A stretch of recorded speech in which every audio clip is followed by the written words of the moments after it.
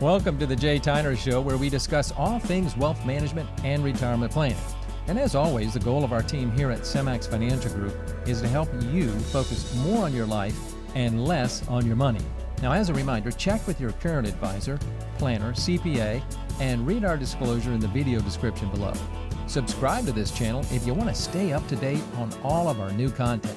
And by the way, if you have questions or need a 15-minute free consultation, please visit semmax.com or call 336-856-0080. All right, we're going to cover 10 tips on retirement planning, and it's on early retirement planning, so this is really important. But since that 10 tips is going to take so long, Matt, we're going to cut it into two parts. You okay with that? I'm fine with that. So we're going to do the first 5 in part 1.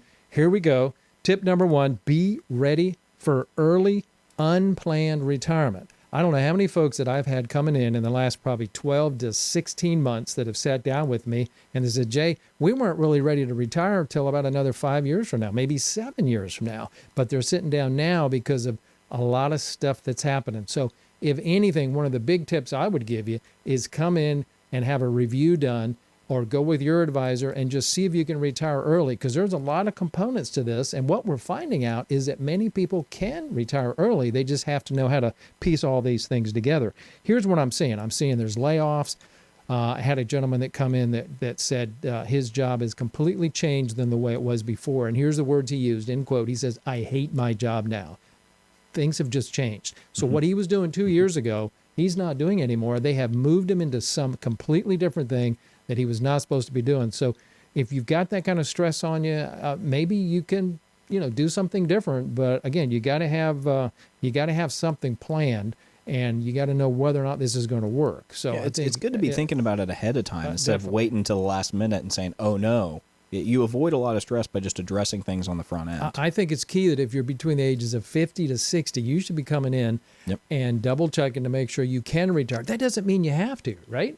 It just means you get a plan together and you got a yes or no. And, if it's pretty tough on you and you kind of had it up to here, you can say, bye, I'm out of here. I'm going to do something else. Now here's the next one, is dealing with your debt immediately. Now, I think the key thing when we're talking about this is it's saying deal with your debt. It doesn't necessarily say pay everything off right this second. Hey, right? A lot of people don't have debt. Yeah, I was going to say a lot of people don't have debt. But that's the thing, is there's a lot of cheap money out there. If you're looking at your mortgage and you're saying, okay, what is the interest rate on a mortgage right now? Should we be looking at refinancing? Should we, I'm 12 months out from retirement. I'm 15 months out from retirement. Should we go ahead and knock out that student loan that we're carrying on for one of our kids? Should we go ahead and take care of that nagging kind of credit card debt that we have? What about our mortgage? Do we want to be carrying a mortgage through retirement? Do we want to have it paid off ahead of time?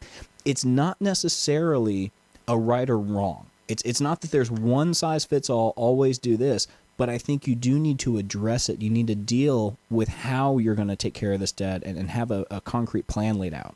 Well, money is cheap right now. So if you're what I'm seeing is a lot of folks are saying, I've got a 30-year loan, I'm 7 years into it, and I could probably refinance down to a 10 or a 15-year, save a ton of interest. You're going to pay about the same amount every month. And pay about the month. Same payment, yeah. And you're going to have it knocked off how many years quicker? All right, so good thing on debt. Number 3, all right, the third area would be prepare a health insurance strategy. So if you retire early, most folks are not going to have any kind of insurance that's going to cover them if they walk out the door of their workplace, right? So they could have COBRA. COBRA may not last long enough, or it could be pretty expensive.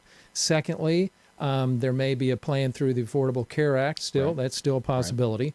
Then there's these insurance plans that are not really insurance. So it's like health insurance, but it's not done by an insurance company. There's Medishare. There's Medishare. There's Christian Healthcare Ministries. Healthcare Ministries. So there's like 3 big groups out there. Check into those. You can Google those and double check. But those are alternatives. I know a lot of folks, in fact, folks in my family are using them, and they've been very successful in covering the gap. So again, if you're 62, you're trying to retire early, you got to wait till you're 65 before you can pick up on Medicare to get that health coverage. That's the gap we're talking about. You may only need it for 2 or 3 years. By the way, you can use, if you've saved money in an HSA, you could possibly tap that to pay for some of these premiums. But I think I stole your next point, right? Yeah, and that actually is the next point is maximizing your HSA, that health savings account. The big thing with an HSA, as I'm sure many folks are aware, is you do have to have a high deductible insurance plan in order to qualify for an HSA. But you really want to look at maximizing it out, because when you're putting it in, you're getting an immediate tax deduction on those dollars. It's growing tax-free. If it's going out for qualified expenses, which there's a lot of qualified expenses from a medical standpoint, you're not paying anything on those gains. And it can be everything from those insurance premiums to a lot of the different healthcare expenses that come up. The reality is the average married couple out of pocket over the course of their retirement is going to spend over $250,000 in medical expenses. Wow. And out-of-pocket expenses. That's out-of-pocket expenses. That's not including what the insurance company's paying. You can always count on Matt to come up with a nice statistic here that kind of throws everybody under the bus. But I thank you very much for that. But that's why you got that HSA card. You put it in. It's great.